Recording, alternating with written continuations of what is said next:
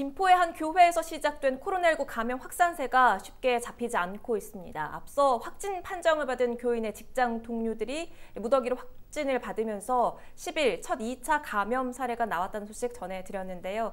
이틀 사이 같은 직장에서 또 다른 확진자가 나왔습니다. 취재기자와 짚어보죠.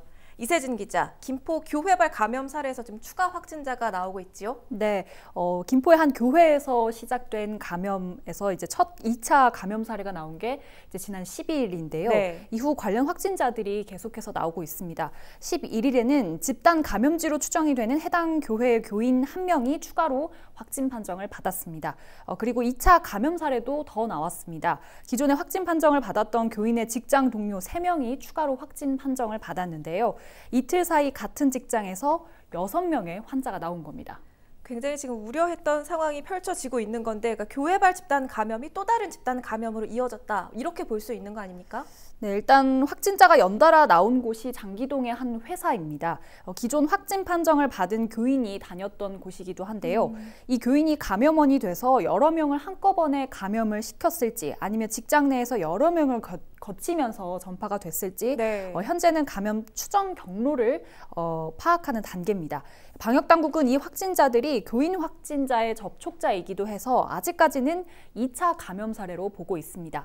다만 같은 직장에서 무더기로 확진자가 나오고 있고 또 추가로 확진자가 더 나올 가능성도 있는 만큼 집단 감염이 또 다른 집단 감염이 된 것인지의 여부는 조금 더 상황을 지켜봐야 알 것 같습니다. 이야기 나눈 것처럼 2차 감염 사례인데 확진자가 더 늘어나게 되면 N차 감염, 그러니까 지역사회 전파도 상당히 우려스러운 거잖아요. 네, 당초 저희가 이번 교회발 감염 사례에서 첫 2차 감염 사례 소식을 전해드렸을 때 네. 접촉자를 중심으로 전수 검사가 이뤄지고 있고 추가 확진자가 나올 가능성이 충분히 있다, 이렇게 말씀을 드렸었는데요. 확진자가 계속 늘어나면서 이런 가능성은 더 커진 겁니다. 현재까지는 전수검사 안에서 파악할 수 있는, 그러니까 예상 가능한 접촉자 안에서 확진 사례가 나왔다고는 하지만 예상할 수 없는 범위 안에서 확진자가 나올 가능성은 여전히 열려 있습니다. 네. 특히 기존 확진 판정을 받은 교인들이 코로나19 확진 판정을 받기 전까지 활동했던 범위가 상당히 넓습니다. 또 교인의 직장 동료들처럼 확진자의 접촉자 동선까지 생각을 하면 그 범위는 더 늘어나게 됩니다. 그렇다면 3차 감염, 그리고 4차 감염, 이른바 N차 감염 사례로도 번질 수 있다라는 얘기고요. 그렇죠. 때문에 방역당국에서도 감염 고리를 빨리 끊어내는 게 중요하겠지만 무엇보다 지역사회 안에서도 여러 노력이 필요해 보입니다. 저희가 매번 이렇게 안내를 해드리고는 있는데요. 이런 N차 감염, 그러니까 지역사회 감염을 막기 위해서 어떤 노력들이 필요한지 다시 한번 짚어볼까요?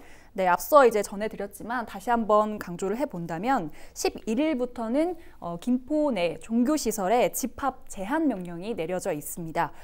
때문에 정규 예배나 미사를 제외한 각종 종교 모임이나 활동은 할 수가 없고요. 단체로 식사를 하는 것도 안 됩니다.